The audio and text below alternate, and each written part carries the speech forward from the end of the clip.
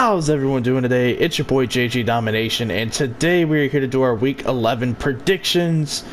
I'm actually recording this a little bit earlier than I normally do. It's still Saturday, it's just the time of day in which I'm recording it a little early. But, excuse me, I didn't mean to freak out with my breath there. 0-1, again, I picked Pittsburgh, Cleveland won. I'm not going to talk about this game or the closing moments until the weekly recap, so you'll have to wait for me to fire off on everything that happened in the closing moments. But let's go ahead and proceed with the scheduled programming. I believe there are 6 teams on a bye week, so less games. Maybe I can put more attention on some of the games that will be happening. So let's go ahead and talk about the Atlanta Falcons coming off a big-time win against the New Orleans Saints, going to Carolina to face the Panthers, who are coming off a very close loss in a game of inches against those Green Bay Packers. So for Carolina, this kind of feels like do or die. You know, if they lose this game, they're pretty much out of the playoff picture, in my opinion, because like the Falcons beating the Saints probably does a little bit of a number to help their chances, but another loss for Carolina will probably hurt things moving forward. The Falcons coming off a big win. I think they used a lot of their energy up last week. Carolina coming off of a tough loss. This game for me, I'm just gonna have to go with Carolina. Now, I know last week I picked New Orleans to beat the Falcons when they went to New Orleans.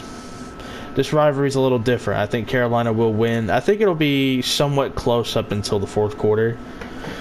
Let's see here. Cowboys at Lions. No Matthew Stafford announced on Friday, which means it'll be the Jeff Driscoll show once again.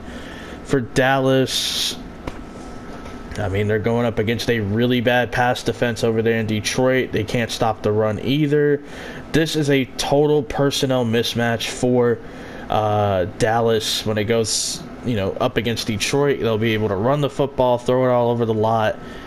I'm going to go ahead and pick Dallas to win. Again, no locks yet, no upsets just yet. But we're going to keep it pushing. We're going to try our best right here. Jaguars at Colts. So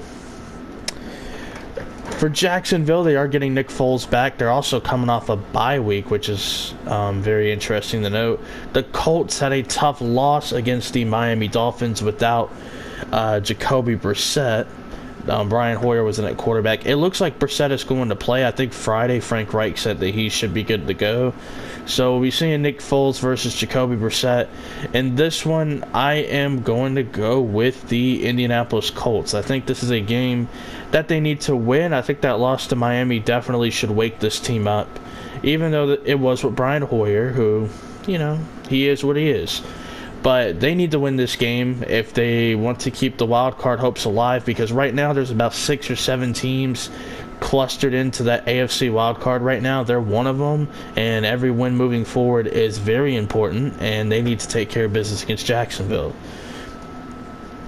Bills at Dolphins. I just don't know about the Dolphins anymore. Like, every time I pick against them, they seem to want to win football games. Buffalo... You see, Buffalo's an interesting team. Like, you look at the record, then it would show that, that they're a good team, but they're very limited in what they can do. They don't have the offensive firepower that Baltimore has, and these are two teams that want to run the football, Baltimore and Buffalo. They don't have that firepower in the run game. They're productive, but they can't do it to the level Baltimore does it.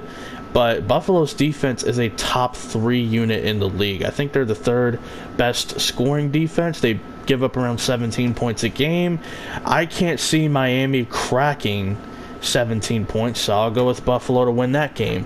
And speaking of Baltimore, we got the Houston Texans versus the Baltimore Ravens. I don't know. It seems like every time Lamar Jackson has a great performance, there's somebody on the internet or people just kind of breaking it down, trying to nitpick at numbers and statistics. Listen, watch the games, people. I'm not even going to get in that discussion. If you're not watching the games, I don't really care about your opinion, because you're clearly just looking at numbers. You're looking at statistics. If you're not watching on a consistent basis, I don't care. That is my opinion on people who are speaking negatively on Lamar Jackson. Now, I will say this. Lamar right now, third place for me in the MVP voting. I have the quarterback he's facing in second place, Deshaun Watson.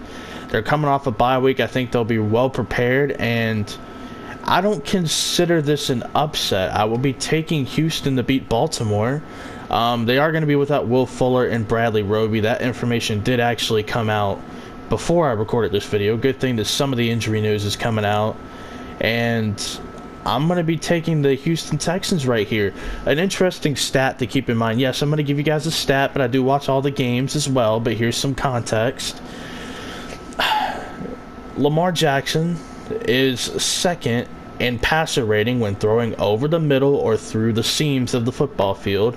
And Deshaun Watson is first in passer rating when it comes to throwing over the middle of the field, down the middle, through the seams. So basically expect a lot of completed passes over the middle. That's the bread and butter for both of these quarterbacks, and I think it's going to be a hell of a game. This should be a primetime game, but, you know, it ain't. You know what I'm saying? It's just not.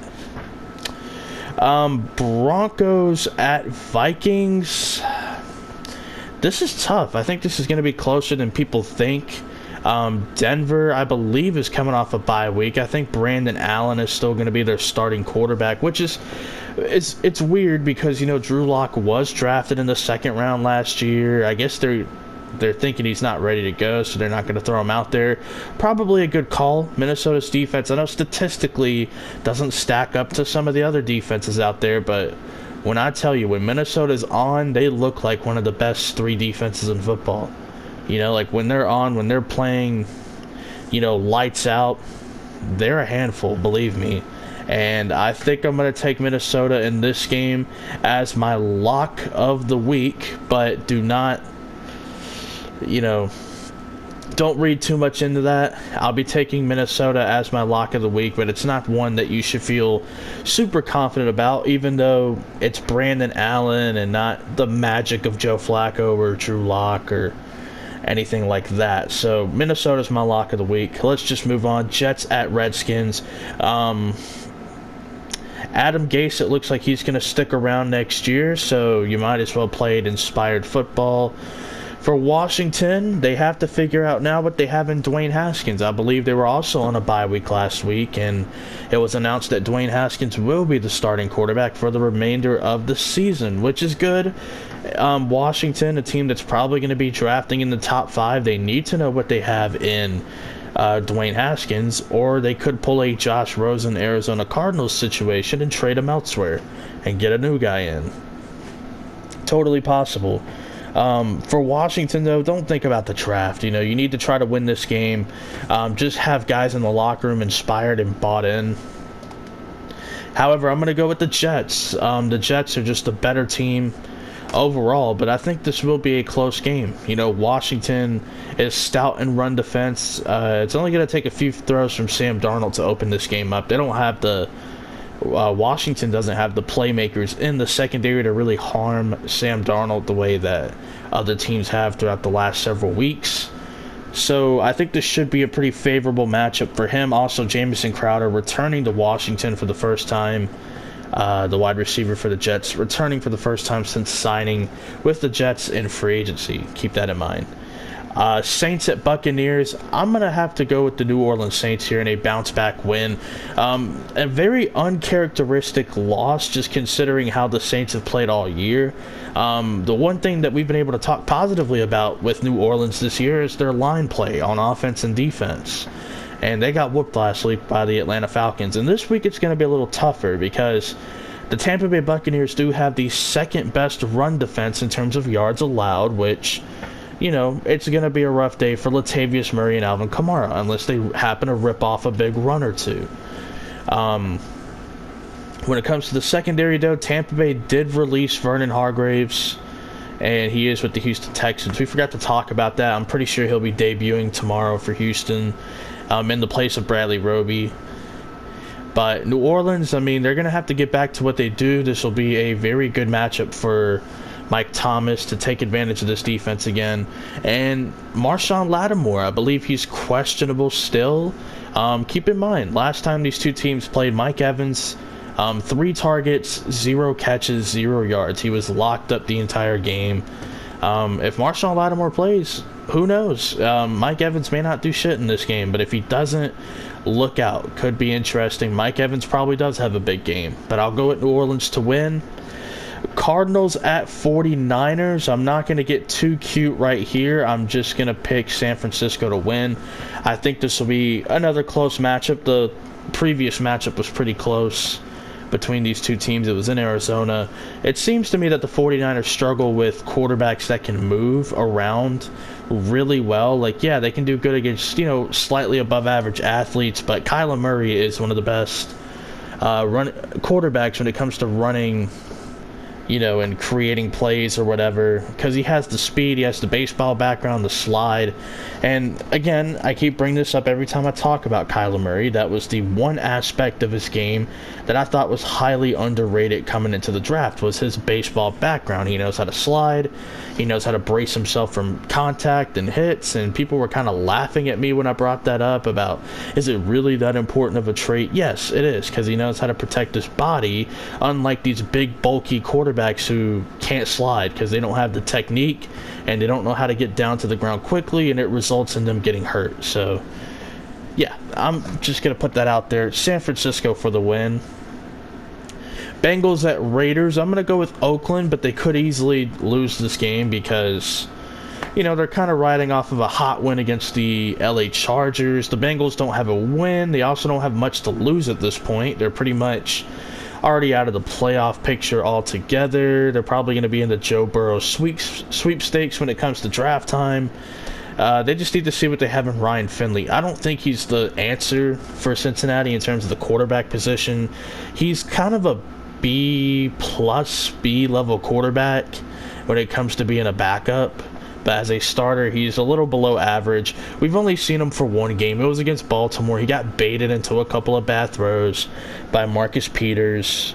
But we'll see what he does against Oakland. Maybe he does have a pretty good statistical outpouring, but we'll see. That's all I can really say. All right, Patriots at Eagles. Man, this is interesting. The Patriots, they don't lose off of bye weeks. I can't even tell you the last time they've lost off a bye week. Philadelphia also coming off a bye week. Philadelphia also starting to get a little bit more healthy in the secondary. New England starting to get a little healthy as well. I think N'Keal Harry should play in this game. I don't know why he hasn't been playing. Like, his injury hasn't really been severe. He should be playing in this game. But I am going to go out on a limb, and I'm going to say this is my upset of the week. Philadelphia beating the New England Patriots. The Patriots did lose to Baltimore last week. Philadelphia could definitely catch this team off guard. The Patriots always have a couple of games, where they get caught off guards or whatever. And this could be one of them. Like, they lost to Baltimore. They didn't know how to prepare for that style of attack that Lamar Jackson, Mark Ingram, and those boys have. For Philadelphia, they always seem to play New England tough. And this is not just a Super Bowl thing. This goes back years and years and years. Like, Philadelphia always seems to play them so tough. And I think this could be another instance where Philadelphia plays them tough and they squeak out a win. Bears at Rams. I don't know why this is the primetime game. I don't know. It could be a good game. I don't really think so highly of this matchup. I think the Bears are going to win. That defense is going to overwhelm Jared Goff. And we all know my thoughts on Jared Goff this year. I've talked about it in the weekly recap. I did a video talking about the Rams and their Super Bowl window potentially closing just like period as a football team. It ain't looking good. Chicago needs a week where they can look dominant and puff their chest out. They did it on offense already. They need a good defensive outing. Khalil Mack, ever since Akeem Hicks has went out, has been a little silent. Maybe this is the big week that he has, going up against Rob Havenstein, who hasn't had the greatest year at the right tackle position. So this could be a big game for Khalil Mack. Look out for him in this matchup. Chiefs at Chargers. This isn't in LA. This is in Mexico City, I'm pretty sure. And this is a tough one because the Chargers are one of those teams that you can never truly count out. I mean, they just have so much upside as a football team, but they seem to lose a lot of close games as well. They just lost one to the Oakland Raiders last Thursday night, whereas Kansas City is coming off a very tough loss against the Tennessee Titans, where they got their field goal blocked as time was expiring. But I think in this game, Kansas City is going to put the final nail in the coffin. They're going to beat the Chargers. The Chargers are basically almost out of it. You know, like they're hanging in there. But I feel like another loss is really going to set this football team back even more. And that's not a good thing. You know, like the Chargers need to win this game. It's going to be very tough for them. I heard that they've been preparing like in high altitude, you know, for the Mexico City game, because it is high altitude over in Mexico City. But it's going to be tough, you know, like the Chargers are a great football team. Despite their record, like they can play you very difficult one week and then just lay an egg the next. I think this could be a game where they challenge Kansas City, you know, in this game. But the Chiefs defense, man, they got to play better. Like when Patrick Mahomes was out of the lineup, the Chiefs defense tightened up and they played better and they played harder, and then Patrick Mahomes comes back and they just go back to being conservative. Like, no, you got to put your foot on the gas, man, with Patrick Mahomes there. If your offense is capable of scoring 32, you shouldn't be giving up 35 to Ryan Tannehill and a bunch of unproven weapons, you know, on that team. So I'm a little concerned for Kansas City, but they need to win this game. They need a get-right game, or else it's not looking good for them when it comes postseason time, assuming they make it, because who knows? Who knows at this point?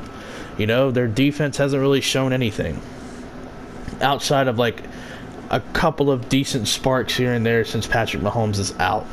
But hopefully you guys enjoy, and yeah, peace out.